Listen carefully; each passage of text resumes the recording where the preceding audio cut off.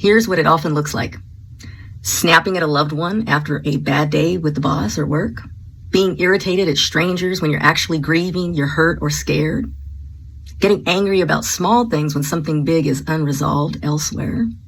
Or criticizing others for traits that actually mirror our own pain or insecurity. We're all carrying more than people realize, and most of us are doing the best we can with what we were taught or not taught, right?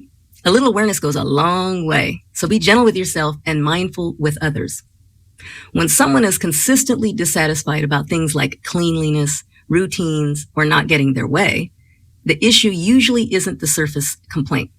What's often underneath is a need for control when they feel powerless somewhere else, chronic frustration, resentment, or entitlement, anxiety that shows up as rigidity, emotional immaturity or poor coping skills, a belief that their discomfort is other people's responsibility. So instead of managing their own feelings, they offload them onto people around them. Now here's why understanding it matters. Because when you recognize displaced anger, you stop taking things personally that aren't actually about you. You can pause and ask, what is this really about?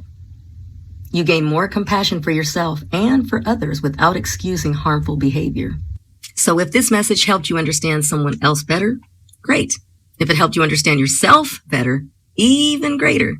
Just remember, empathy doesn't require self-sacrifice, and understanding doesn't mean tolerating behavior that harms you. You're allowed to be compassionate and protected. I'm over here trying to input the things because I had to go. You don't even know what I went through to even get that. Yeah, so, I bet. Okay. Don't worry about it. Somebody else will hold it up next week. So Darlene just posted something. And if you've been watching the 5150 show for any amount of time, you know this was for Corey. She didn't say his name. She didn't have to. After 16 years of holding it down, sis finally said what we've all been thinking. And honestly, it's about time.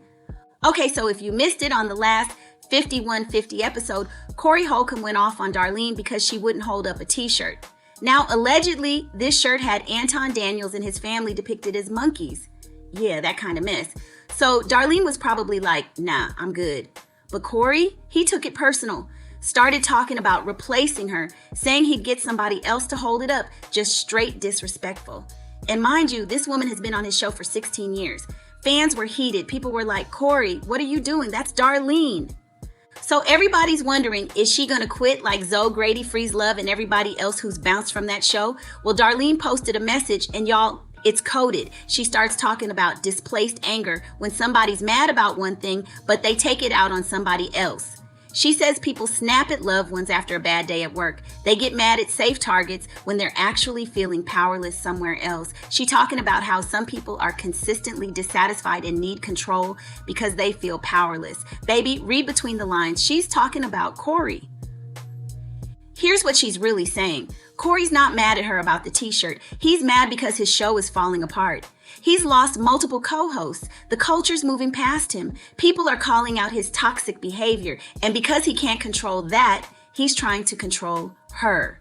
She even said, and this is the part that got me, their discomfort becomes other people's responsibility. Translation, Corey expects everyone around him to manage his emotions. And then she ends with, empathy doesn't require self-sacrifice. Sis said, I see you, I understand you, but I'm not your punching bag anymore. Now, her comments were lit. People were talking about the Corey situation, even though she never said his name. Fans are split. Some people are like, Darlene, leave, you deserve better. Other people are saying, she's been there 16 years, she's not going anywhere. And honestly, I think she's gonna show up Tuesday. Why? Because that message wasn't about quitting, it was about setting a boundary. She's letting Corey know, I'm not the one. You can try me if you want, but I'm not Zoe. I'm not Grady. I know exactly what you're doing, and I'm calling it out publicly without even saying your name. That's power. So here's my take.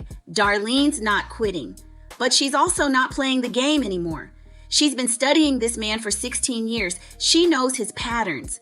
And that message, that was her way of saying, I see the game and I'm not participating. Whether Corey hears it or not, that's on him. But one thing's for sure, this dynamic just shifted. So what do y'all think? Is Darlene done for real, or is she pulling a power move? Drop your thoughts in the comments. And if you made it this far, hit that like button so I know y'all are as invested in this mess as I am. I'll catch you in the next one. Peace.